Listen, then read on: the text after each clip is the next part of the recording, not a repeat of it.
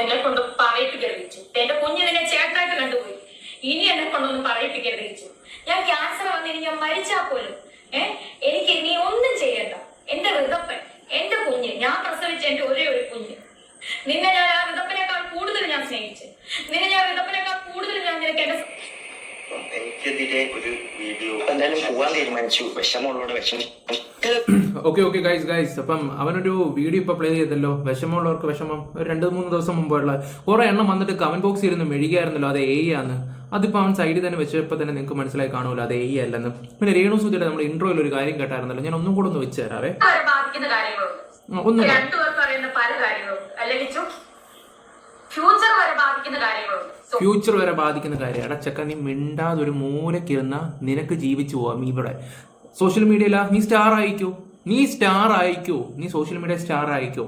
രേണു സുധിയുടെ കാര്യങ്ങൾ എല്ലാവർക്കും അറിയാവുന്ന കാര്യങ്ങളൊക്കെ തന്നെ ഞാൻ ഉൾപ്പെടെ സബ്സ്ക്രിപ്ഷന്റെ വിഷയത്തിലാണെങ്കിൽ ഇപ്പൊ നീ ചെയ്ത വീഡിയോസ് ആണെങ്കിൽ ഇതെല്ലാം നമ്മൾ ചെയ്ത് അലക്കി വിട്ട കേസ് കെട്ടുകൾ തന്നെ.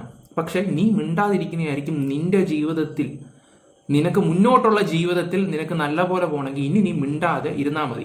പിന്നെ നിന്റെ ചുറ്റുമുള്ള കുറെ ആൾക്കാർ നിന്നെ എരിവേറ്റി തരാൻ ആൾക്കാരുണ്ട് മോനെ. നമ്മളുണ്ടോ കൂടെ സോഷ്യൽ മീഡിയ നമ്മുടെ കയ്യിലാന്നൊക്കെ പറഞ്ഞിരിക്കുന്ന കുറെ ടീംസുകളുണ്ട്. സൂക്ഷിക്കുക. അത്ര ചേട്ടൻ ഇപ്പൊ പറയുന്നുള്ളൂ. നീ മിണ്ടാതെ ഒരു മൂലയ്ക്ക് എവിടെയെങ്കിലും ഇരുന്നാൽ നിനക്ക് ജീവിച്ചു പോവാം. ഉള്ള കാര്യം തുറന്നു പറയാലോ. ഞാൻ ഈ രേണു സുധിയെ എങ്ങനെ പോയാലും ഒരു വർഷത്തിൽ 450 വീഡിയോ ചെയ്ത് വരുത്തനാണ്. അതിനകത്ത് ഒരെണ്ണത്തിൽ പോലും ഞാൻ ഈ ഒരു വ്യക്തിക്ക് സപ്പോർട്ട് ചെയ്തിട്ടില്ലായിരുന്നു. ഈ അടുത്ത സമയത്ത് സ്വർണത്തിന്റെ വിഷയം വന്നപ്പോൾ ഞാൻ അവരെ സപ്പോർട്ട് ചെയ്തിട്ടുണ്ടായിരുന്നു. പിന്നെ ഇവന്റെ ഒരു കേസ് കേട്ടിലും ഞാൻ എന്താ പറയാ ഇവർക്ക് സപ്പോർട്ട് ചെയ്തിട്ടുണ്ടായിരുന്നു. അതിന്റെ കാരണങ്ങൾ എനിക്ക് നല്ല രീതിയിൽ അറിയാം. എന്റെ 2-3 സുഹൃത്തുക്കൾക്കും അറിയാം ആ കാര്യങ്ങളൊക്കെ. പിന്നെ വേറെ കുറച്ച് ആൾക്കാർക്കും അറിയാം. അത് അറിഞ്ഞുകൊണ്ട് പോയിട്ടും ഇവരെ സപ്പോർട്ട് ചെയ്യുന്നുണ്ട്. കാരണം എന്താ? സോഷ്യൽ മീഡിയയ്ക്ക് എവിടെ സപ്പോർട്ട് ഉണ്ടോ അവിടെ നിൽക്കാൻ കുറെ ആൾക്കാരുണ്ട്. എവിടെ സപ്പോർട്ട് ഉണ്ടോ അവിടെ നിൽക്കാനുണ്ട്. ഞാൻ എൻ്റെ വീഡിയോക്കകത്ത് ഉള്ള കാര്യം പറഞ്ഞ് ഞാൻ പോകും. എൻ്റെ രീതി അങ്ങനെയാണ്. ചില കാര്യങ്ങൾ എനിക്ക് പറയാൻ പറ്റത്തില്ല. അതിന് കുറച്ച് ഇതുണ്ട്. അതുകൊണ്ട് മാത്രമാണ് ഞാൻ ഒന്നും വിളിച്ച് പറയാത്തത്. ഉള്ള കാര്യം ഞാൻ നിങ്ങളോട് തുറന്നു പറയാലോ. ചില കാര്യങ്ങൾ വിളിച്ച് പറയാൻ പറ്റാത്തതിനെ ഗതികേട് കൊണ്ടാ. ഓക്കെ, അപ്പൊ നിങ്ങൾ ഒന്നും കൂടെ ഒന്ന് കേട്ടിരുന്നു. രണ്ടുപേർക്ക് അറിയുന്ന പല കാര്യങ്ങളും അല്ലെങ്കിൽ ഫ്യൂച്ചർ വരെ ബാധിക്കുന്ന കാര്യങ്ങളും അത് പറയിപ്പിക്കരുത് മോനെ. അത്രേ ചേട്ടൻ പറയുന്നുള്ളൂ. അത് പറയിപ്പിക്കരുത് നീ. ഓക്കെ, ഇനി നമുക്ക് എന്തായാലും ഉണ്ണി വന്നിട്ട് സംസാരിച്ച വീഡിയോ നമുക്കൊന്ന് കാണാം. എന്തായാലും അത് കാണുമ്പോൾ എങ്ങനെ പോയാലും ഇവനെ നെഗറ്റീവ് പറഞ്ഞ ആൾക്കാരാണെങ്കിൽ പോലും ഇവനെ ഓക്കെ അവന്റെ ഭാഗത്തൊന്ന് ചിന്തിക്കുമ്പോൾ ശരിയാണ് എന്ന് പറയുന്ന ആൾക്കാരുണ്ട്. എന്തായാലും നമുക്ക് ആ ഒരു വീഡിയോ കാണാം.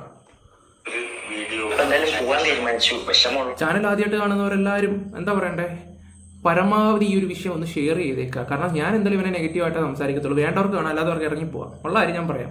കാരണം ഈ ഒരു കാര്യത്തിൽ എനിക്ക് എന്താ പറയണ്ടേ, നേരെ വാ നേരെ പോ. നല്ലത് കണ്ടാൽ നല്ലത് പറയും, ചീത്ത കണ്ടാൽ ചീത്ത പറയും.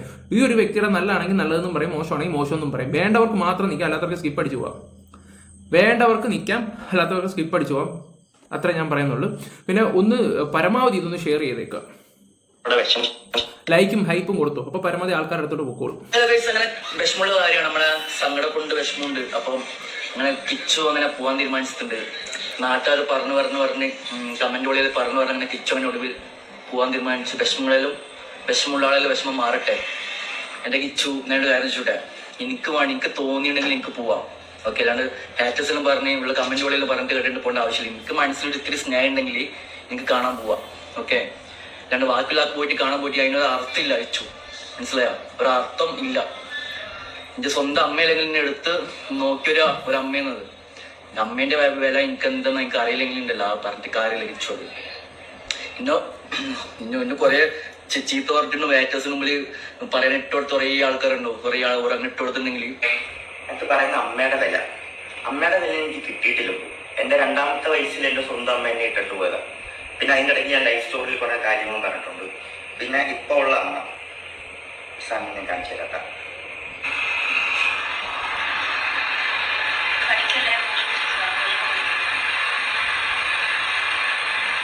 ഇതൊക്കെ നിങ്ങൾ പറയുന്ന എടുത്തു വളർത്തിയ മോൻ കണ്ട സാധനങ്ങളാണത്. മനസ്സിലായത്? അപ്പോൾ ഞാൻ ഇത് കണ്ടിട്ട് മെസ്സേജ് ഇട്ടു. ഇത് കണ്ടു കഴിഞ്ഞാൽ ഋതപ്പന്റെ അവസ്ഥ എന്തായിരിക്കും? ഋതപ്പന്റെ മെസ്സേജ് ഇട്ടു. ഓക്കെ, ഇത് കണ്ടു കഴിഞ്ഞിട്ട് അവൻ മെസ്സേജ് ഇട്ടു എന്ന് പറയുന്നത്. ഈ മെസ്സേജിന്റെ മേലോട്ടൊന്നും ഇല്ലല്ലോ. ഓക്കെ, ഈ മെസ്സേജ് എല്ലാവരും കണ്ടല്ലോ. എല്ലാവരും കണ്ടു കാണുമെന്ന് തോന്നുന്നുണ്ട്. ഹലോ, ഞാനൊരു കാര്യം പറയാനാ മെസ്സേജ് ഇട്ട്. ഇതുവരെ ഒന്നും പറഞ്ഞിട്ടില്ല. ഇന്നലെ ഞാനൊരു വീഡിയോ കണ്ടിട്ട് എനിക്ക് ഉറങ്ങാൻ പോലും പറ്റിയില്ല. ബിഗ് ബോസ് പോലുള്ള വലിയ TV ഷോയിൽ ഓക്കെ. എന്തായാലും ചെറുക്കൻ നല്ല പക്വതയോടെ കിച്ചുവിന്റെ ഈ ഒരു ഇത് കാണാൻ പറ്റിയിട്ടുണ്ടായിരുന്നു. നമുക്ക് മനസ്സിലാക്കാൻ പറ്റും. വേറെ ആർക്കും മനസ്സിലായില്ലെങ്കിൽ എനിക്കിത് നല്ല രീതിയിൽ മനസ്സിലാക്കാൻ പറ്റും. ഇറങ്ങി ഒരാളെ എങ്ങനെയൊക്കെയാണോ കാണിക്കേണ്ടത് ഇങ്ങനെയൊക്കെയാണോ കാണിക്കേണ്ടത്. ഷോസും പ്രൊമോഷനും ഒക്കെ കിട്ടിയിട്ടുണ്ട് ജീവിക്കാൻ വേണ്ടി. അങ്ങനെ ജീവിച്ചുകൂടെ? ഫെയിമായിട്ട് നിൽക്കുമല്ലേ, ഇങ്ങനെയൊക്കെ കാണിക്കാവോ? എന്തായാലും കിച്ചു ഇത്ര പക്വതയോടെയൊക്കെ കിച്ചു കാര്യങ്ങളൊക്കെ സംസാരിക്കുന്നുണ്ടല്ലോ. ഓക്കെ. പോലും സോഷ്യൽ മീഡിയ യൂസ് ചെയ്യുന്ന ആൾക്കാരാണ് കൂടുതൽ. അപ്പം അതുവരെ കാണുന്നതായിരിക്കും. അപ്പൊ അവനെങ്ങനെ ഫേസ് ചെയ്യും എന്നുള്ള കാര്യം ഞാൻ അമ്മയെടുത്ത് പറഞ്ഞപ്പോൾ അമ്മ എനിക്ക് തന്ന റിപ്ലൈ, ഞാൻ ചെറിയ എനിക്ക് മോശമായിട്ടൊന്നും തോന്നിയില്ല. എനിക്ക് അതിൽ നിന്ന് 2 ലക്ഷം രൂപ 3 ലക്ഷം രൂപ കിട്ടുന്നുണ്ട്. ഞാൻ ഒന്നും തിരിച്ച് റിപ്ലൈ എടുക്കാൻ പോയില്ല. ഞാൻ അവിടെ വെച്ചിട്ട് ക്ലോസ് ചെയ്തു ചാപ്റ്റർ. മനസ്സിലായി? അപ്പം ബ്രോ പറഞ്ഞ പോലെ എനിക്ക് അമ്മയുടെ വില എന്താണെന്ന് മനസ്സിലായിട്ടില്ല. പക്ഷെ സ്നേഹത്തിന്റെ വില എനിക്കറിയാം. എനിക്കത് പറയണമെന്ന് തോന്നി. വീഡിയോ കണ്ടപ്പോൾ എനിക്കതൊന്നും തോന്നിയേക്കാം. പിന്നെ ഞാൻ കോട്ടയത്ത് പോയി ഞാൻ ഋതപ്പനെ കണ്ടു. ഋതപ്പന് വേണ്ടിയിട്ടുള്ള കാര്യങ്ങൾ എന്നെ കൊണ്ട് ചെയ്യാൻ പറ്റുന്ന രീതിയിലാണ് ഞാൻ ഹാപ്പി ആക്കി ഞാൻ തിരിച്ചു വന്നു. അമ്മേനെ കാണാൻ പറ്റിയില്ല. അമ്മേനെ കാണാൻ ഇപ്പോൾ പറ്റില്ല. ആശുപത്രി എന്നുള്ള രീതി പറഞ്ഞു. ആശുപത്രി പോയാലേ കാണാൻ പറ്റത്തില്ല എന്ന് പറഞ്ഞു. എന്തായാലും അമ്മയുടെ ഇത് അസുഖം എന്തായാലും മാറട്ടെ, പ്രാർത്ഥിക്കാം. അതേ എന്നെ കൊണ്ടും പറ്റത്തുള്ളൂ, നിങ്ങളെ കൊണ്ടും പറ്റത്തുള്ളൂ. അത് ഞാൻ ചെയ്യുന്നുണ്ട്. ഓൻ്റെ സൈഡ് അവൻ നല്ല അടിപൊളിയായിട്ട് ക്ലിയർ ആക്കിയിട്ടുണ്ട് നല്ല രീതിയിലാണ്. ഇത് മതിയുമ്പം ഇനി വീഡിയോ ചെയ്യാത്ത ആൾക്കാരൊക്കെ വന്നിട്ടിരുന്ന് വീഡിയോ ചെയ്യും. ചെക്കൻ്റെ ഭാഗത്ത് ന്യായമൊക്കെ പറഞ്ഞുകൊണ്ട് ആൾക്കാർ വീഡിയോ സംസാരിക്കുകയൊക്കെ ചെയ്യും. ഓക്കെ, ഇപ്പം ഈ ഒരു കാര്യം സംസാരിക്കുമ്പോൾ ഞാൻ ഉൾപ്പെടെയാണ് നെഗറ്റീവ് ആവുന്നത് സോഷ്യൽ മീഡിയയിൽ. കാരണം ഈ ഇത്രയും നാൾ സംസാരിച്ച ഡാനി സത്യൻ എന്തുകൊണ്ടാണ് ഇപ്പോൾ ഈ പറയുന്ന രേണുവിനെ സപ്പോർട്ട് ചെയ്യുന്നത്? ക്യാൻസർ ആണോ, സെന്റിമെന്റ്സ് ആണോ? എൻ്റെ വിഷയം ഇതൊന്നും അല്ല. സത്യത്തില പറഞ്ഞു മനസ്സിലായോ? ഇതൊന്നുമല്ല. ഇവനെ വെളുപ്പിക്കാൻ വേണ്ടി ഇവൻ എന്തൊക്കെയാ ചെയ്ത് കൂട്ടിയതും എന്തൊക്കെയാ കാണിച്ചു കൂട്ടിയതും ഇപ്പം കുറെ എന്താ പറയണ്ടേ പുണ്യാളം ചമഞ്ഞ് കുറെ കാര്യങ്ങളൊക്കെ എടുത്തിടുകയൊക്കെ ചെയ്തല്ലോ സോഷ്യൽ മീഡിയയിലാണ്. ഞാൻ അത് ചെയ്തിട്ടുണ്ട്, ഇത് ചെയ്തിട്ടുണ്ട്, പുതിയൊരു മനുഷ്യനാവണം എന്നൊക്കെ പറയുകയൊക്കെ ചെയ്തു. എടാ, പുതിയ മനുഷ്യനാവുകയാണെങ്കിലോ ഞാനൊരു കാര്യം തുറന്നു പറയാൻ മോനെ, നീ ഇപ്പം ഇത് വന്ന് ഇവിടെ കാണിക്കത്തില്ലായിരുന്നു. പറഞ്ഞു മനസ്സിലായോ? ഇപ്പം നീ ഇവിടെ വന്ന് കാണിക്കത്തില്ല. ഒരു പുതിയൊരു മനുഷ്യനായിരുന്നെങ്കിൽ, ഞാനൊന്നും യൂസ് ചെയ്യാത്തവനാണ്, ഞാനൊരു പുതിയ മനുഷ്യനായിരുന്നെങ്കിൽ നീ ഇപ്പോൾ ഇത് വന്ന് കാണിക്കത്തില്ലായിരുന്നു. ഒന്നാമത്തെ കാര്യം. ഓക്കെ, എന്തായാലും രേണു വന്നിട്ട് കുറച്ച് കാര്യങ്ങൾ എടുത്ത് പുറത്തിടുന്നുണ്ട്, അതും കൂടെ കാണിക്കാം. പിന്നെ ഈ അടുത്ത സമയത്ത് ഒരു ലൈവിൽ വന്നിട്ട് എൻ്റെ പേരിൽ ചിലപ്പോൾ ചില ആരോപണങ്ങളൊക്കെ വരാൻ ചാൻസ് ഉണ്ട് എന്നൊക്കെ പറഞ്ഞായിരുന്നല്ലോ. എന്തുവായിരുന്നു? ബുദ്ധിയുള്ളവർക്ക് അത് മനസ്സിലാക്കാൻ പറ്റും. വെറുതെ വന്നിട്ട് ഒരുത്തം വന്നിട്ട് കുറെ ആരോപണങ്ങൾ മോനെ കിച്ചു, എന്താ പറയണ്ട, വേറെ ആര് നിന്നെ വാഴ്ത്തിപ്പാടിയാലും ഞാൻ നിന്നെ വാഴ്ത്തിപ്പാടത്തില്ല. അത് എന്നെ അറിയാവുന്നവർക്ക് അത് നല്ല രീതിയിൽ അറിയാം. ഞാൻ നിന്നെ വാഴ്ത്തിപ്പാടത്തില്ല, ഉള്ള കാര്യം തുറന്നു പറയാലോ. പൈസ ഞാൻ നിനക്ക് തന്നു, ഒരുപാട് പൈസ. ഞാൻ ആത്മഹത്യ ചെയ്തത്, ഞാൻ ഉറക്കമൊഴിച്ച് ഗൾഫിൽ പോയി പ്രമോഷൻ ചെയ്തത് എല്ലാം ഞാൻ നിനക്ക് അതിന് ഒരു ഓഹരി ഞാൻ നിനക്ക് തന്നിട്ടുണ്ട്. നീ അതെല്ലാം വാങ്ങിച്ചിട്ടുണ്ട്. ആ ചാറ്റുകളെല്ലാം എൻ്റെ ഉണ്ട്. പക്ഷെ ഞാനതൊക്കെ കാണിക്കത്തില്ല. നീ അല്ല ഞാൻ. നിന്റെ അമ്മ സ്വന്തം പെറ്റതാണ് നിന്നെ ഇട്ടിട്ട് പോയതൊട്ട് 1.5 വയസ്സുള്ള ഒട്ട കഥകൾ വരെ എന്നോട് നീ പറഞ്ഞു. കൊല്ലത്തെ വീട്ടിൽ വെച്ച് നീ ചെറുപ്പത്തിൽ അനുഭവിച്ച കാര്യങ്ങൾ വരെ നീ എന്നോട് പറഞ്ഞിട്ടുണ്ട്. ആദ്യത്തെ അമ്മയുടെ കേസ് കേട്ട് വിട്ടുപോയ കഥകളൊക്കെ അറിയാം. രണ്ടാമത്തെ കേസ് കേട്ട് എനിക്ക് നല്ല രീതി അറിയാം. നല്ല രീതിയിൽ പയ്യനെ ദ്രോഹിച്ചിട്ടുണ്ടായിരുന്നു. നല്ല രീതിയിലാണെങ്കിൽ പോലും ഈ നാടകം കളിക്കാൻ പോകുന്ന സ്ഥലത്താണെങ്കിലും അവിടെ ഇട്ട് വരെ ഇവനെ അടിക്കുകയൊക്കെ ചെയ്തിട്ടുണ്ടായിരുന്നു. അതിന്റെ കഥകളൊക്കെ ഞാൻ എൻ്റെ വീഡിയോയിൽ പറഞ്ഞിട്ടുള്ളതാണ്. ഈ കുഞ്ഞിനെ ഇവനെ അടിക്കുകയൊക്കെ ചെയ്തിട്ടുള്ള കാര്യങ്ങളൊക്കെ തന്നെയാണ്. അത് ഞാൻ പേരൊന്നും എടുത്ത് വിടുകയൊന്നും ചെയ്യുന്നില്ല. ഇനി തൊലിച്ചു കുടിച്ച് നാളെ ആരെങ്കിലും കൊണ്ട് വിളിപ്പിക്കാം, അവൻ എന്നെക്കുറിച്ച് അങ്ങനെ തൊലിച്ചെന്നും പറഞ്ഞിട്ട് അങ്ങനെ ഒരുത്തിയുണ്ട്. ഞാൻ അതിനെക്കുറിച്ച് കൂടുതൽ സംസാരിക്കുന്നില്ല. ഓക്കെ, രാഹുൽദാസിനെ പറ്റി എന്നെ പറ്റി പറയുന്നല്ലോ സബ്സ്ക്രിപ്ഷൻ. ഞാൻ സബ്സ്ക്രിപ്ഷൻ എന്റെ തുടങ്ങുമ്പോൾ നിയമപരമായിട്ട് നിയമവിരുദ്ധമായിട്ട് ഞാനൊന്നും ചെയ്തിട്ടില്ലല്ലോ. കിച്ചു, നീ ഇപ്പഴല്ലേ 1 വർഷമായിട്ടല്ലേ നീ ഇപ്പം സ്വന്തം കാര്യം നിൽക്കാൻ തുടങ്ങിയ കാര്യങ്ങളൊക്കെ. ഇതിന് മുന്നേ ഒരു രാഹുൽദാസ് ഉണ്ടായിരുന്നു. ചിങ്ങവനം ഭാഗം, കൊല്ലാട് ഭാഗം, അതുപോലെ ഈ പൊങ്ങന്താനം, ഈ Thrippulithanam police station, Vakathanam police station ഒന്ന് തിരക്കി നോക്കി രാഹുൽദാസിനെ പറ്റി. അറിയാനുള്ളവരാണ് ഞാൻ പറയുന്നത്. എന്നെ ഈ കുറ്റപ്പെടുത്തുന്നവരെ എന്തായാലും രേണുസുതി അങ്ങനെ ഒരു നിയമവിരുദ്ധമായിട്ടൊന്നും ഞാൻ ചെയ്തിട്ടില്ല. ഇതിനകത്തും എഴുന്നേറ്റ് വന്നേ പറ്റത്തുള്ളൂ എന്റെ ഋതപ്പിന് വേണ്ടിയിട്ട്. നിനക്ക് ആ കുഞ്ഞിനോട് ഒരു തൊള്ളി സ്നേഹം ഉണ്ടായിരുന്നെങ്കിൽ നീ ഇത്രയും വരുമാനം നിനക്ക് കിട്ടുന്നുണ്ടല്ലോ, നീ 1 രൂപയ്ക്ക് ഒരു മുട്ടായി നീ അവനെ മേടിച്ചു കൊടുക്കും. നിന്റെ അനിയനല്ലേ, എനിക്കൊന്നും വേണ്ട കിച്ചു നിന്റെ. ഞാൻ നിനക്ക് തന്നിട്ടേ ഉള്ളു പൈസ.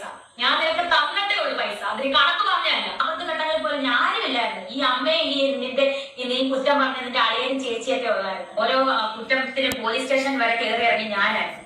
എനിക്ക് ഒരു സ്നേഹം എനിക്ക് തരണ്ട, എന്നെ വന്ന് കാണണ്ട. ആരുടെ വിഷമം തീർക്കാൻ എന്നെ വന്ന് കാണും. ഇന്ന് വരെ കണ്ടുമില്ല, വിളിച്ചില്ല, വേണ്ടിയില്ലല്ലോ. വേണ്ട, ഇനി ഇത് വേണ്ട. എന്നെ വെറുതെ വിട്ടേക്ക്.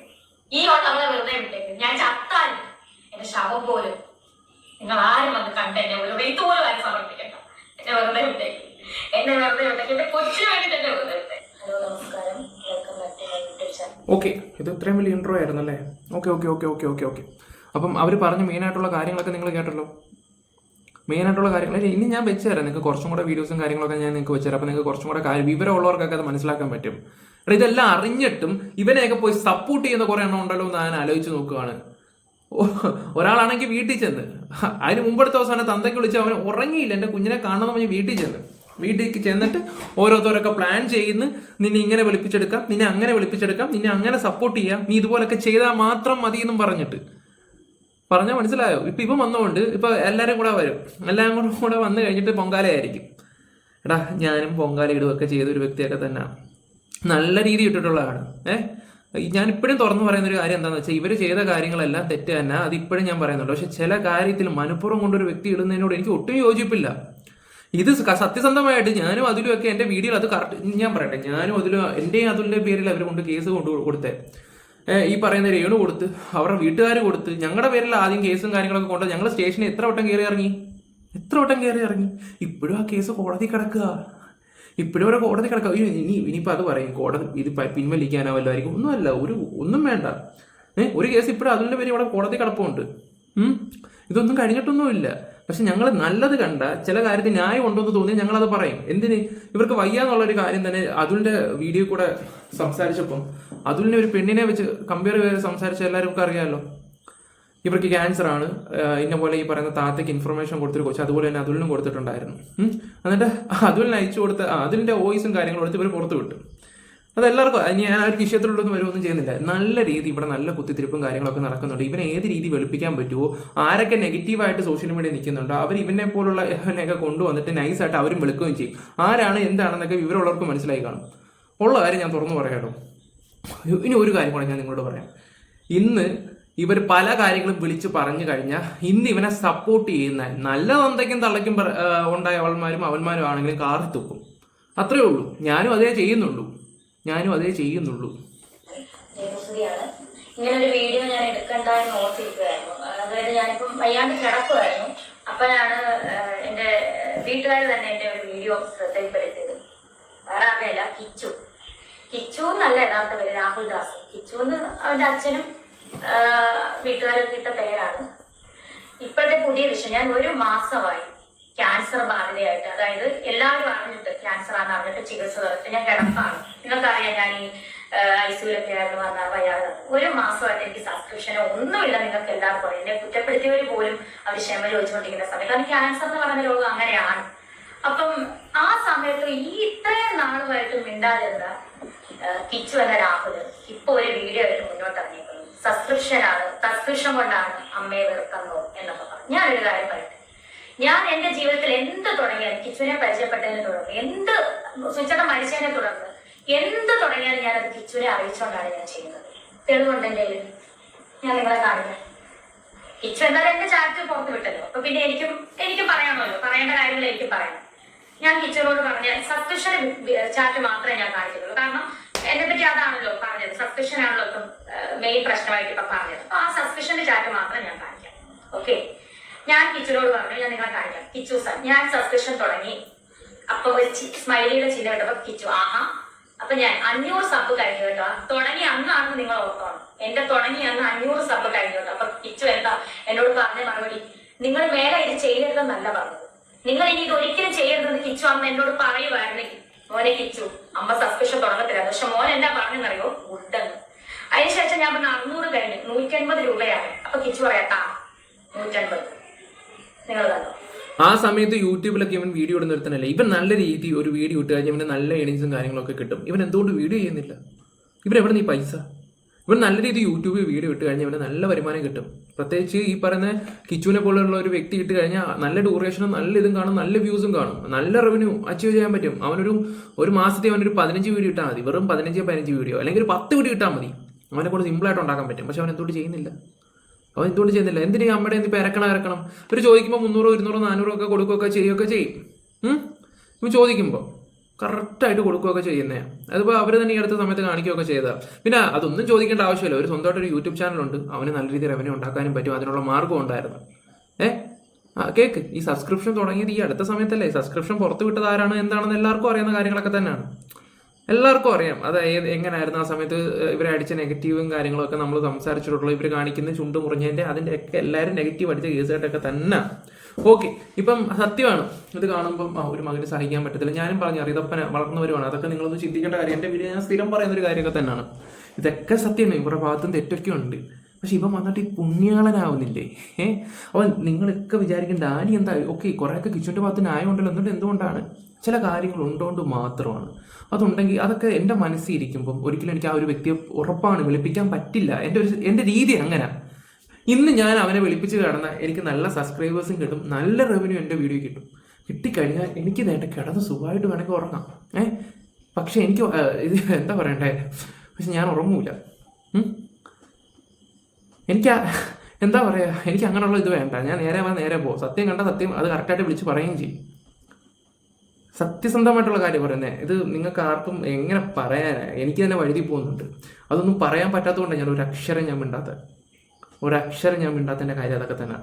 ബുദ്ധിയുള്ളവർക്ക് മനസ്സിലാക്കാൻ പറ്റും പല കാര്യങ്ങളും. ഇവൻ തന്നെ ചിലതൊക്കെ മുൻകൂട്ടി ഇട്ടിട്ടൊക്കെ ഉണ്ടാക്കിയിട്ടൊക്കെ പോകുമായിരുന്നു ഇവൻ.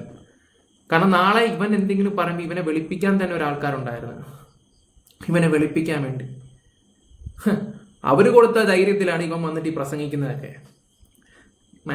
എന്തെങ്കിലുമൊക്കെ മനസ്സിലാക്കാതെ അവിടെ പോകാൻ ഉറപ്പാണ്. നിങ്ങൾ ഈ വീഡിയോ ഒക്കെ നിങ്ങൾ സൂക്ഷിച്ചു വെച്ചു, ഞാൻ പറയുന്നില്ല, നിങ്ങൾ സൂക്ഷിച്ചു വെച്ചു. ഇന്നല്ലെങ്കിൽ നാളെ ഞാനൊരു കാര്യം പറയാം. രേണുവിൻ്റെ കാര്യം എല്ലാവർക്കും പറയാം, ഒരു വിഷവിത്താണ് അങ്ങനെയാണെന്നൊക്കെ എല്ലാവരും പറയുകയൊക്കെ ചെയ്തൊക്കെ ഉണ്ട്. ഓക്കെ ഞാനാണെങ്കിൽ അവർ പല കള്ളങ്ങൾ പറഞ്ഞതും അതെല്ലാം നമ്മൾ പൊളിച്ചു. പക്ഷേ ഞാനൊരു കാര്യം പറയാം, ഒളിഞ്ഞിരുന്ന് പണിയായിരുന്നതും ഈ മിണ്ടാപ്പൂച്ചകൾ കലപിടിക്കാന്ന് പറഞ്ഞു അങ്ങനെ ചില ടീംസുകളൊക്കെ ഇല്ലേ, ടിസ്റ്റൊക്കെ ചില സിനിമയ്ക്കകത്ത് വരത്തില്ലേ, അതുപോലൊരു സാധനമാണത്. ഞാനത് പബ്ലിക്കായിട്ടാണ് പറയുന്നത്, എൻ്റെ ചാനലിലൂടെ പറയുന്നത്. ഇതെൻ്റെ താഴെ തെറിവിളിയും തന്തയ്ക്ക് വിളിയും എന്ത് വേണമെങ്കിലും വന്നാലും കുഴപ്പമില്ല. പക്ഷെ ഞാൻ പറയുന്ന കാര്യത്തിൽ ഉറച്ചു തന്നെ നിൽക്കും ഞാൻ. എനിക്ക് അവിടെയും താങ്ങി ഇവിടെയും താങ്ങി സംസാരിക്കേണ്ട ആവശ്യമില്ല. വേണ്ടവർ മാത്രം കാണുക, അല്ലാത്തവർക്ക് വേണമെങ്കിൽ ഞാൻ അൺസബ് അടിച്ചു വേണമെങ്കിലും പൊക്കോ. പക്ഷെ കുഴപ്പമില്ല, ഞാൻ പറയുന്ന കാര്യങ്ങൾ സത്യമായിട്ടാണ് ഞാനിപ്പോൾ എനിക്കും സത്യം പറഞ്ഞാൽ കുരു പൊട്ടുന്നുണ്ട് ഗൈസ്. കാരണം എൻ്റെ ഉള്ളിൽ ഇരിക്കുന്ന കുറച്ച് കാര്യങ്ങളുണ്ട്, അതുകൊണ്ടാണ്. നിങ്ങൾ കണ്ടോ ചാറ്റ് കണ്ടോ? നിങ്ങൾ ചാറ്റ് കാണും. കിച്ചൂസാണ് ഫുള്ള് കാണാമോ ചാറ്റ്? ഇതാണ് എന്റെ ചാറ്റ് കാണിച്ചുകൊണ്ടാണ് ഞാനിത് പുറത്തു വിട്ടത്. അല്ലെങ്കിൽ ഞാൻ ഒരിക്കലും വിടത്തില്ലായിരുന്നു പോലെ. കിച്ചു ഞാൻ തമ്മിലുള്ള ചാറ്റാണ്, സബ്സ്ക്രിപ്ഷന്റെ കാര്യമാണ്. അപ്പൊ എന്റെ കുഞ്ഞു മോനെ കിച്ചു, നീ സമ്മതിച്ചുകൊണ്ടാണ് അമ്മ ഇത് ചെയ്തത്. പിന്നെ മോൻ ഗുഡെന്ന് പറഞ്ഞുകൊണ്ടാണ് മോൻ അന്ന് എന്നോട് പറയാതെ അമ്മേ അത് വേണ്ട കേട്ടോ എന്ന് പറയാൻ അമ്മ ഇത് ചെയ്യത്തില്ലായിരുന്നു മോനെ. മോൻ ഗുഡ് നന്നായെന്ന് പറഞ്ഞുകൊണ്ട് മാത്രമാണ് ഞാനിത് ചെയ്തത്. പിന്നെ നാക്കിന്റെ വീഡിയോ നിങ്ങൾക്കറിയാം, ലൈവ് വീഡിയോ വന്നപ്പോൾ കിച്ചു എന്നോട് സംസാരിച്ചു. അപ്പോഴാണ് കിച്ചു എന്നോട് ഇത് സംസാരിക്കുന്നത്. അത്രയും നാളുമായിട്ട് കിച്ചു എന്നോട് ഇത് സംസാരിച്ചിട്ടില്ലായിരുന്നു. അങ്ങനെ സംസാരിച്ചപ്പം ഞാൻ എന്താ പറഞ്ഞത്, കിച്ചു എത്രയോ പേര് ഓരോന്ന് ചെയ്യുന്നു, അവർക്കൊന്നും ഇല്ലാത്ത പ്രശ്നമാണ് നിനക്ക്. എനിക്ക് പൈസ കിട്ടുന്നുണ്ടല്ലോ കിച്ചു, 2 ലക്ഷം രൂപ കിട്ടുന്നുണ്ടല്ലോ, അന്നത്തെ കാര്യം കേട്ടോ. ആ സമയത്ത് കിച്ചു 6 അണ്ടറിലാണ്. ആര് പറയാനെയാണ് കേൾക്കുന്നത്? കിച്ചു ഇത്ര എസ്സേ പോലെ ഓരോ കാര്യങ്ങൾ ഈ റിതപ്പന്റെ കാര്യങ്ങളൊക്കെ എഴുതുമ്പോൾ ഇതിന്റെ പിന്നിൽ ആരുണ്ടെന്ന് എനിക്ക് ഊഹിക്കാന്നേ ഉള്ളൂ. എനിക്കറിയാം, ചിലപ്പോൾ രേണു അത് വിശ്വസിച്ചു കാണാം, എനിക്കത് ഊഹിക്കാന്നേ ഉള്ളൂ. പറയാൻ മനസ്സിലായോ? സ്വന്തം കാര്യം പോലും നേരെ ചൊവ്വനെ നോക്കാത്ത ഒരുത്തനെ അനിയനോട് ഇത്ര സ്നേഹം, അനിയനോട് നീ സ്നേഹം കാണിക്കുന്നുണ്ട്, കൊഞ്ചുന്നുണ്ട്, കുഴയെന്നൊക്കെ ഉണ്ട്. രേണു പറഞ്ഞ പോലെ അവൻ ഒരു മുട്ടായി അല്ലെങ്കിൽ അവൻ എന്തെങ്കിലുമൊക്കെ ചുമ്മാ ഒരു പാർക്കിലോ ബീച്ചിലോ ഒക്കെ കൊണ്ടുപോകുന്ന ആൾക്കാരെ കാണിക്കാൻ വേണ്ടി ആവരുത് മോനെ. ഞാനൊരു ചലഞ്ച് ഞാൻ നിനക്ക് അങ്ങോട്ട് തരാം. നിനക്ക് പറ്റുമോ നിന്റെ അനിയനെ നോക്കാൻ? 1 മാസം ഒരു കുറവും വരുത്താതെ 1-2 മാസം നീ അവനെ നിർത്തി നോക്ക്. പക്ഷെ ഇവർ വിടുമെന്ന് എനിക്ക് തോന്നുന്നില്ല. പക്ഷെ നിനക്ക് വിടാൻ പറ്റുമോ? നിനക്ക് കിട്ടുന്നുണ്ടല്ലോ കിച്ചു. അതാണ് ഞാൻ പറഞ്ഞ കാര്യം. അത് കിച്ചു പുറത്തു വിടേണ്ട കാര്യം ഉണ്ടായിരുന്നു. അതുകൊണ്ടല്ലേ അമ്മ ഈ ചാറ്റ് പുറത്തു വിട്ടത്. പിന്നെ കിച്ചു മോനെ, നിങ്ങൾ എന്നെ പറ്റി കുറ്റം പറയാൻ ഇനിയിപ്പോ ഒരുപാട് വ്ളോഗേഴ്സ്, പിന്നെ കിച്ചുവിനെ ഇപ്പം നിയന്ത്രിക്കുന്ന ഒരു സ്ത്രീ ഉണ്ടെന്ന് എനിക്കറിയാം. അവർക്ക് ഒന്നും അറിയത്തില്ല. ഒന്നും അറിയാതെ എന്റെ മെക്കറ്റുകളും എന്റെ പൊന്നു അവർക്കും അറിയാം കുറെ കാര്യങ്ങളൊക്കെ. അവരത് അറിഞ്ഞുകൊണ്ട് തന്നെയല്ലേ. എന്താ പറയാ, നിങ്ങളൊന്ന് ആലോചിച്ച് നോക്ക് രേണു. അവർക്ക് എല്ലാ കാര്യങ്ങളും ഒക്കെ കുറെയൊക്കെ അറിയാം. ഒന്നും അറിയാത്ത രീതി ഇങ്ങനെ ഇരിക്കുന്നേ ഉള്ളൂ. കാരണം സപ്പോർട്ട്. കാരണം അവർക്ക് നാളെയും ജീവിച്ചു പോകണ്ടേ. അതുകൊണ്ട് അവരതും അതിൻ്റെ അപ്പുറം ചെയ്യും. കാരണം ഇപ്പോഴും കുറെ മണ്ടറായിട്ടുള്ള കുറെ ആൾക്കാരുണ്ടല്ലോ എന്ന് ഓർക്കുമ്പോഴാണ്. പറഞ്ഞിട്ട് കാര്യമില്ല. വന്ന് തന്തയ്ക്ക് വിളിക്കൂ നീയൊക്കെ കൂടെ വന്നിട്ട്. നീയൊക്കെ എത്ര വേണമെങ്കിലും എന്നെ തന്തയ്ക്കും തള്ളയ്ക്കും ഒക്കെ വിളിക്കാം. പക്ഷെ ഞാൻ ഈ ഒരു കാര്യത്തിൽ ഉറച്ചു നിൽക്കൂടെ. ഉറച്ചു നിൽക്കുമെന്ന് പറഞ്ഞാൽ ഉറച്ചു നിൽക്കും. കാരണം എനിക്ക് സമാധാനത്തോടെ കിടന്നുറങ്ങാൻ പറ്റും ഈ ഒരു വീഡിയോ ചെയ്ത് കഴിഞ്ഞാൽ. കാരണം ഉള്ള കാര്യങ്ങളാണ് ഞാൻ സംസാരിക്കുന്നത്. പക്ഷേ ബാക്കിയുള്ളവർ ഓരോ വ്യക്തികൾക്കാണെങ്കിലും കിടന്നുറങ്ങാൻ പറ്റുമെന്ന് എനിക്കറിയത്തില്ല. പക്ഷെ എനിക്ക് കിടന്നുറങ്ങാൻ പറ്റും. ഒന്നും അറിയാതെ എന്റെ മെക്കട്ടുകാർ നിങ്ങൾ ദേവിയെ, ഞാൻ ക്യാൻസർ രോഗിയാണ്. ഇനിയെങ്കിലും കിച്ചു, ഇനിയെങ്കിലും ഈ അമ്മേനെ വെറുതെ ഇട്. നീ എന്നെ നോക്കണ്ട, നീ എനിക്ക് ഗുണം ചെയ്യണ്ട, നീ എന്നെ അമ്മയെന്ന് വിളിക്കണ്ട. ദയവേത് ഒന്നും എന്നെ നീ വിളിക്കണ്ട. എനിക്ക് എന്നെ ദ്രോഹിക്കാതിരുന്നുകൂടെ നിനക്ക് ഇനിയെങ്കിലും. ഞാൻ ക്യാൻസർ വന്നിനി ഞാൻ മരിച്ചാൽ പോലും എനിക്ക് നീ ഒന്നും ചെയ്യണ്ട. എന്റെ ഋതപ്പൻ, എന്റെ കുഞ്ഞ്, ഞാൻ പ്രസവിച്ച എന്റെ ഒരേ ഒരു കുഞ്ഞ്. നിന്നെ ഞാൻ ആ ഋതപ്പനേക്കാൾ കൂടുതൽ ഞാൻ സ്നേഹിച്ചു. നിന്നെ ഞാൻ ഋതപ്പനേക്കാൾ കൂടുതൽ ഞാൻ നിനക്ക് എന്റെ സബ്സ്ക്രിപ്ഷനിൽ കിട്ടിയ പൈസ വരെ ഞാൻ നിനക്ക് തന്നു. ഒരുപാട് പൈസ ഞാൻ ഉറക്കമടിച്ച്, ഞാൻ ആത്മങ്ങൾ ചെയ്തത്, ഞാൻ ഉറക്കമടിച്ച് ഗൾഫിൽ പോയി പ്രമോഷൻ ചെയ്തത് എല്ലാം ഞാൻ നിനക്ക് അതിന് ഒരു ഓഹരി ഞാൻ നിനക്ക് തന്നിട്ടുണ്ട്. നീ അതെല്ലാം വാങ്ങിച്ചിട്ടുള്ളൂ. ആ ചാറ്റുകളെല്ലാം എന്റെ ഉണ്ട്. പക്ഷെ ഞാൻ അതൊക്കെ കാണിക്കത്തില്ല. നീ അല്ല ഞാൻ. നിന്റെ അമ്മ സ്വന്തം പെറ്റതാണ് നിന്നെ ഇട്ടിട്ട് പോയതൊക്കെ 1.5 വയസ്സുള്ളൊക്കെ ഒട്ട കഥ വരെ എന്നോട് നീ പറഞ്ഞു വെച്ചു. കൊല്ലത്തെ വീട്ടിൽ വെച്ച് നീ ചെറുപ്പത്തിൽ അനുഭവിച്ച കാര്യങ്ങൾ വരെ നീ എന്നോട് പറഞ്ഞിട്ടുണ്ട്. ഞാൻ അതൊന്നും ചെറുപ്പത്തിൽ അനുഭവിച്ച കാര്യങ്ങൾ വരെ നീ എന്നോട് പറഞ്ഞിട്ടുണ്ട്. ഞാൻ അതൊന്നും പുറത്ത് വിടുന്നില്ല വെച്ചു. ഞാൻ അങ്ങനത്തെ ഒരു അമ്മയല്ല, ഞാൻ അങ്ങനത്തെ ഒരു സ്ത്രീ അല്ല. ഇനിയെങ്കിലും എന്റെ വെറുതെ വിടുക. ഞാൻ ക്യാൻസർ രോഗമായിട്ട് ഞാൻ മല്ലിടുവാണ്. എനിക്ക് എന്റെ ഹൃദയത്തിന് വേണ്ടിയിട്ട് ജീവിച്ചേ പറ്റത്തുള്ളൂ. എന്നെ വെറുതെ വിളിപ്പിച്ചു. അവരിപ്പോൾ 4ാമത്തെ സ്റ്റേജാണ്. അതുപോലെ തന്നെ അവർക്ക് മരുന്നും കാര്യങ്ങളൊക്കെ അങ്ങോട്ട് എന്താ പറയുക, ശരീരത്തിൽ അവർക്ക് താങ്ങാൻ പറ്റുന്നില്ല. അത്രയ്ക്ക് ഡോസ് കൂടിയ മരുന്നും കാര്യങ്ങളൊക്കെയാണ്. അവർക്ക് അതുപോലെ പെയിനും കാര്യങ്ങളൊക്കെ ഉണ്ട്. ക്യാൻസർ വന്നതിൻ്റെ ബുദ്ധിമുട്ടുകളും കാര്യങ്ങളൊക്കെ ഞാൻ പറയാതെ തന്നെ നിങ്ങൾക്ക് മനസ്സിലാക്കാൻ പറ്റുമല്ലോ. നിങ്ങളുടെ കുടുംബത്തിലോ ബന്ധത്തിലോ കൂട്ടുകാരുടെയിലോ ഒക്കെ നിങ്ങൾക്ക് അറിയാൻ പറ്റുന്ന കാര്യങ്ങളൊക്കെ തന്നെയാണ്. ആ രോഗം അത്രമാത്രം മോശമായിട്ടുള്ളൊരു ഇതാണെന്ന് ഞാൻ പറയാതെ നിങ്ങൾക്ക് മനസ്സിലാക്കാൻ പറ്റും. അതുകൊണ്ട് പരമാവധി ഇനി ഈ ഒരു ഇതിന് മറുപടിയായിട്ട് വരിക, അതിന് മറുപടിയായിട്ട് വരിക, വരാതിരിക്കുന്നതായിരിക്കും നല്ലത്. വന്നു കഴിഞ്ഞാൽ മോനെ നീ തന്നെ നാറും. ഗതി കെട്ട് കഴിഞ്ഞാൽ അവർ വല്ലൊക്കെ വിളിച്ച് പറഞ്ഞു കഴിഞ്ഞാൽ നീ മൊത്തത്തിൽ 3G ആയിപ്പോവും. നിന്നെ വെളുപ്പിക്കാൻ ആര് വരുന്നുണ്ടോ അവർക്കെതിരെ ഞാൻ അടിക്കും. തെളിവ് സഹിതം വെച്ചടിക്കും. പിന്നെ നമുക്ക് രണ്ടുപേർക്കും അറിയുന്ന പല കാര്യങ്ങളും അല്ലെങ്കിൽ ഫ്യൂച്ചർ വരെ ബാധിക്കുന്ന കാര്യങ്ങളും. സോ അത്രേ ഉള്ളൂ. അത് നീ ആലോചിച്ച് മിണ്ടാതെ ഒരു മൂലയ്ക്ക് അവിടെ ഇരുന്നു. വാണിംഗ് എങ്കിൽ വാണിംഗ് തന്നെ കൂട്ടിയാൽ മതി. ഒരു കാര്യം ഞാൻ പറയാം, ഒരു മൂലയ്ക്ക് ഇരുന്നു. അതെന്നെ കൊണ്ട് പറയിപ്പിക്കരുത്. എന്റെ കുഞ്ഞിനെ ഞാൻ ചേർത്തായിട്ട് കണ്ടുപോയി. ഇനി എന്നെ കൊണ്ടൊന്ന് പറയിപ്പിക്കരുത്. രാഹുൽ ദാസിനെ പറ്റി എന്നെ പറ്റി പറയുന്നല്ലോ സസ്പെഷൻ. ഞാൻ സസ്പെഷൻ അല്ലേ തുടങ്ങിയത് നിയമപരമായിട്ട്. നിയമവിരുദ്ധമായിട്ട് ഞാനൊന്നും ചെയ്തിട്ടില്ലല്ലോ. കിച്ചു, നീ ഇപ്പോഴല്ലേ 1 വർഷമായിട്ടല്ലേ നീ ഇപ്പം സ്വന്തം കാര്യം നിൽക്കാൻ തുടങ്ങിയ കാര്യങ്ങളൊക്കെ. ഇതിന് മുന്നേ ഒരു രാഹുൽ ദാസ് ഉണ്ടായിരുന്നു. ചിങ്ങവനം ഭാഗം, കൊല്ലാട് ഭാഗം, അതുപോലെ ഈ പൊങ്ങന്താനം, ഈ Thrikkodithanam police station, Vakathanam police station ഒന്ന് തിരക്കി നോക്കി രാഹുൽ ദാസിനെ പറ്റി. അറിയാനുള്ളവരാണോ ഞാൻ പറയുന്നത്. എന്നെ ഈ കുറ്റപ്പെടുത്തുന്നവരെ എന്തായാലും രേണുസുതി അങ്ങനെ നിയമവിരുദ്ധമായിട്ടൊന്നും ഞാൻ ചെയ്തിട്ടില്ല. അങ്ങനെയുള്ളവർ കുറച്ചും കൂടെ അറിയണമെങ്കിൽ ആ പോലീസ് സ്റ്റേഷനിലോ അല്ലെങ്കിൽ ആ നാട്ടിലോ കൊല്ലാട് നാട്ടിലോ ഒന്ന് കിച്ചുവിനെ പറ്റി, രാഹുൽ ദാസിനെ പറ്റി തിരക്കി നോക്കും. അപ്പൊ എനിക്ക് അതും പറയാമായിരുന്നല്ലോ രാഹുൽ. കിച്ചു, ഇനിയെങ്കിലും എന്നെ ഇനി അമ്മയെന്ന് വിളിച്ചില്ലേന്ന് കുഴപ്പമില്ല. എന്നെ ഇനി ഉപദ്രവിക്കാതെ വിടുക. ഞാൻ നിന്നെ ദ്രോഹിക്കാൻ വരുന്നില്ല. എന്നെ ഉപദ്രവിക്കാൻ വിടുക. ഞാൻ ഒരു ക്യാൻസർ പേഷ്യന്റ് ആണ്. ഞാൻ നിന്റെ കാല് പിടിച്ച് അമ്മ പറയാം. എന്റെ നെഞ്ചത്ത് അടിക്കാൻ പറ്റത്തില്ല. കിറ്റ്ലൈൻ കിടക്കുന്നത് ഞാൻ അടിച്ചു കഴിഞ്ഞാൽ എനിക്ക് വേദനിക്കും. ഞാൻ കാല് പിടിച്ച് പറയുക. എന്നെ ഇനി നാക്കിട്ട് എന്നെ ഇനി കുത്തി ഇനി എന്നെ സംസാരിപ്പിക്കരുത്. എനിക്ക് വയ്യ. ഇനി എന്റെ പേരെടുത്തിടരുത്. എനിക്ക് ഗുണം ചെയ്തില്ലെങ്കിലും എന്നെ ദ്രോഹിക്കാതിരിക്കുക. എന്റെ കുഞ്ഞിനെ ഓർത്തിട്ട് ഇതിനകത്തും എഴുന്നേറ്റ് വന്നേ പറ്റത്തുള്ളൂ. എന്റെ ഹൃദയത്തിന് വേണ്ടിയിട്ട്. നിനക്ക് ആ കുഞ്ഞിനോട് ഒരു തൊള്ളി സ്നേഹം ഉണ്ടായിരുന്നെങ്കിൽ നീ ഇത്രയും വരുമാനം കിട്ടുന്നുണ്ടല്ലോ. നീ 1 രൂപയ്ക്ക് ഒരു മുട്ടായി നീ അവനെ മേടിച്ചു കൊടുക്കും. നിന്റെ അനിയനല്ലേ. എനിക്കൊന്നും വേണ്ട കിച്ചു. നിന്റെ ഞാൻ നിനക്ക് തന്നിട്ടേ ഉള്ളു പൈസ. ശരിയാ.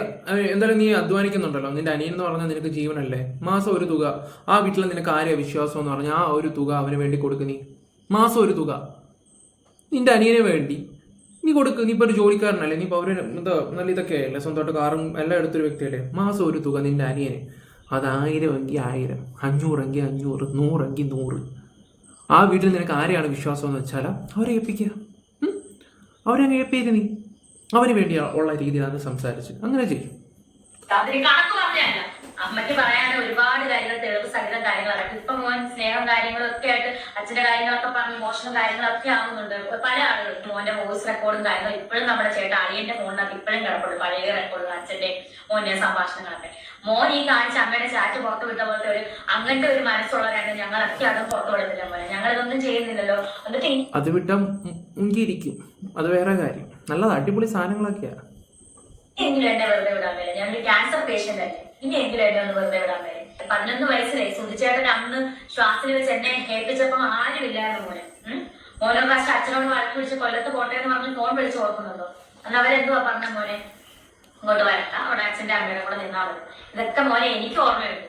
പക്ഷെ മോൻ അതൊന്നും ഓർമ്മ കാണത്തില്ല. അപ്പത്തെ ഘട്ടങ്ങളിൽ പോലെ ഞാനുമില്ലായിരുന്നു. ഈ അമ്മയും നീ കുറ്റം പറഞ്ഞ നിന്റെ അളിയനും ചേച്ചിയൊക്കെ ഉള്ളായിരുന്നു. ഓരോ കുറ്റത്തിന് പോലീസ് സ്റ്റേഷൻ വരെ കയറി ഇറങ്ങി ഞാനായിരുന്നു. വേറെ ആരും ഇപ്പൊ നിന്നെ ഈ കൊണ്ടു നടക്കുന്നത് ആരും ഇല്ലാത്തല്ലോ. ഇനി എന്നെ കൊണ്ട് പറയിപ്പിക്കുന്നില്ല. ഇനി ഇതിൽ കൂടുതൽ എനിക്ക് ഒന്നും പറയാനില്ല. ഇനി എന്നെ വെറുതെ വിടുക. ഇത് നിന്നെ പറ്റിയുള്ള എന്റെ ലാസ്റ്റ് വീഡിയോ ആയിരിക്കും. ഇതെന്റെ ലാസ്റ്റ് വീഡിയോ ആയിരിക്കണം. നിന്നെ പറ്റി, ഈ രാഹുൽദാസിനെ പറ്റി അല്ലെങ്കിൽ കിച്ചുവിനെ പറ്റിയുള്ള ലാസ്റ്റ് വീഡിയോ ആയിരിക്കണം ഇതിന്റെ. ഇനി എന്നെ കൊണ്ട് വീഡിയോ എടുപ്പിക്കരുത്. എനിക്ക് വയ്യ. ഞാനൊരു ക്യാൻസർ പേഷ്യന്റ് ആണ്. ഒരു ക്യാൻസർ രോഗിയായിട്ടുള്ള ഒരാളുടെ മനസ്സ് എത്രത്തോളം വേദനിക്കുന്നുണ്ടെന്ന് നിങ്ങൾക്കറിയാം. ഡോക്ടേഴ്സ് ഇപ്പോഴും പറഞ്ഞിട്ടുള്ളത് എന്റെ മനസ്സിനെ വേദനിപ്പിക്കരുതെന്നാണ് ചേച്ചിയോടൊക്കെ പറഞ്ഞിട്ടുള്ളത്. നിങ്ങൾ ഉദ്ദേശിക്കുന്ന പോലെ അല്ല എന്റെ അസുഖം. നിങ്ങൾ ഓർത്ത ക്യാൻസർ, ബ്രസ്റ്റ് ക്യാൻസർ, അതല്ല എന്റെ അസുഖം. നിങ്ങൾക്ക് എന്റെ സ്റ്റേജും കാര്യങ്ങളും ഒന്നും അറിയത്തില്ല. ഡോക്ടേഴ്സ് എത്ര ശതമാനമാണ് എന്നെ രക്ഷിച്ചെടുക്കാന്നുള്ള ചാൻസ് പോലും നിങ്ങൾക്ക് ആർക്കും അറിയത്തില്ല. അറിയാനാണ് നിങ്ങൾ ഈ സോഷ്യൽ മീഡിയയിൽ കടന്ന് എന്നെ കുറ്റപ്പെടുത്തുന്നത്. ഞാൻ ഇത്രയും പറയുന്നില്ല. ഞാൻ ഇവിടെ കിടക്കുമായിരുന്നു. ഇത്രയും ഞാൻ പറയുന്നില്ലായിരുന്നു. പക്ഷെ നിങ്ങൾ എന്നെ കൂടെ കിച്ചു എന്നെ കൂടെ ഇത് പറയില്ല. ഇനിയും ഇത് കിച്ചുവിനെ പറ്റിയുള്ള എന്റെ ലാസ്റ്റ് വീഡിയോ ആയിരിക്കണം.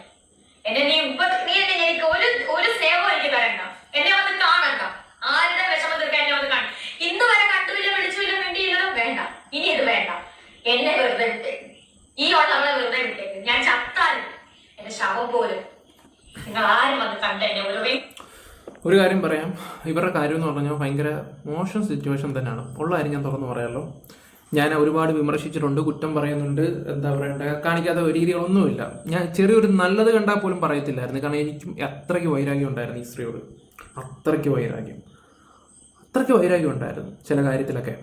പക്ഷെ ചില കാര്യത്തിലോട്ട് വന്നപ്പോഴത്തേക്ക് മനഃപൂർവ്വം പെടുത്താൻ ശ്രമിക്കുന്ന ചില കാര്യങ്ങളൊക്കെ കണ്ടപ്പം എനിക്കത് യോജിച്ചില്ല. എനിക്കങ്ങോട്ട് അവരുടെ കൂടെ നിൽക്കാനോ അല്ല അവരത് ചെയ്യുന്ന കാണുമ്പോഴോ സപ്പോർട്ട് ചെയ്ത് കൊടുക്കാനോ എനിക്ക് തോന്നിയില്ല. ഉള്ള കാര്യം പറയാമല്ലോ. ഒരുപാട് കാര്യങ്ങളുണ്ട്. അല്ലാതെ നിങ്ങൾ വിചാരിക്കും ഡാനി സദ്യൻ എന്താ പറയണ്ട പൈസ മേടിച്ച് കാണും എന്നുള്ള രീതിയിലൊക്കെ കുറേ ആൾക്കാർ പറയാൻ കഴിയുന്നുണ്ട്. പറയുന്നവരൊക്കെ അവിടെ നിന്ന് പറയത്തേ ഉള്ളൂ. എടാ ഞാനൊരു കാര്യം പറയാം, മനുഷ്യനായ കുറച്ച് ഈ മനസാക്ഷി എന്ന് പറഞ്ഞൊരു സംഭവമില്ലേ, അതുണ്ട്, കുറച്ചുണ്ട്. അതുകൊണ്ടാണ് ഈ പറയുന്ന ഞാനാണെങ്കിലും അതുലാണെങ്കിലും ഇവർക്ക് വേണ്ടി സംസാരിച്ചത്. ഇന്ന് ലോകത്ത് രേണുവിൻ്റെ കോണ്ടന്റ് എടുത്ത കൂട്ടത്തിൽ കൂടുതൽ റെക്കോർഡുള്ള ഒരു വ്യക്തി അവനാണ്. അവൻ വരെ ഇവർക്ക് സപ്പോർട്ട് ചെയ്ത് സംസാരിച്ചിട്ടുണ്ടെങ്കിൽ നിങ്ങൾ ആലോചിച്ച് നോക്ക്. എന്തെങ്കിലും ഒരു ശരി കുറേ ഭാഗത്ത് കാണുമെന്ന് നിങ്ങളൊന്ന് ആലോചിച്ച് നോക്ക്. ഞങ്ങൾ ഇപ്പോഴാണെങ്കിലും ഞങ്ങൾ തൊഴുത് പറയും. ഞാൻ ശരിയല്ല എന്നാലും പറയാം, എൻ്റെ പെറ്റമ്മയെ കൊണ്ട് ഞാൻ സത്യം ചെയ്തതാണ് ഞാൻ നിങ്ങളോട് ഈ പറയുന്നത്. സ്വന്തം അമ്മയെ കൊണ്ട്, എൻ്റെ അമ്മ അപ്പുറത്ത് കിടന്നുറങ്ങുക, എൻ്റെ പെറ്റമ്മ അപ്പുറത്ത് കിടന്നുറങ്ങുകയാണ്. ഞാൻ പറയുന്നത് ശരിയല്ല. അവരുടെ ഭാഗത്ത് ഇച്ചിരി ന്യായമുണ്ട് ചില കാര്യത്തിൽ. അതുകൊണ്ട് മാത്രമാണ്. അത് സ്വർണ്ണക്കടത്ത് കേസെടുത്താണെങ്കിലും ഇവിടുന്ന് പെണ്ണുങ്ങളെ കയറ്റിക്കൊണ്ട് വരുന്ന വിഷയത്തിലാണെങ്കിലും വേറെ കുറച്ച് കാര്യങ്ങളൊക്കെ ഉണ്ട്. അതുകൊണ്ട് ഇത്ര ഞാൻ പറയുന്നുള്ളൂ. ഈ അടുത്ത സമയത്ത് ഒന്നും കൂടെ ഞാൻ പറഞ്ഞുതരാം. ഈ അടുത്ത സമയത്ത് എന്നിട്ട് എൻ്റെ പേര് അതുവരും ഇതുവരും മറ്റേ വരും എന്നൊക്കെ പറയുന്നത് വലിയ വീമ്പിളക്കിയായിരുന്നല്ലോ. വെറുതെ വന്നിട്ട് കുറേ കാര്യങ്ങളൊക്കെ. വിവരം ഉള്ളവർക്ക് അതൊക്കെ മനസ്സിലാക്കി എടുക്കാം. Bye, love you all guys. തെറി വിളിക്കേണ്ടവർക്ക് വന്ന് തെറി വിളിക്കാം. അത്ര ഞാനിപ്പോൾ പറയുന്നുള്ളൂ.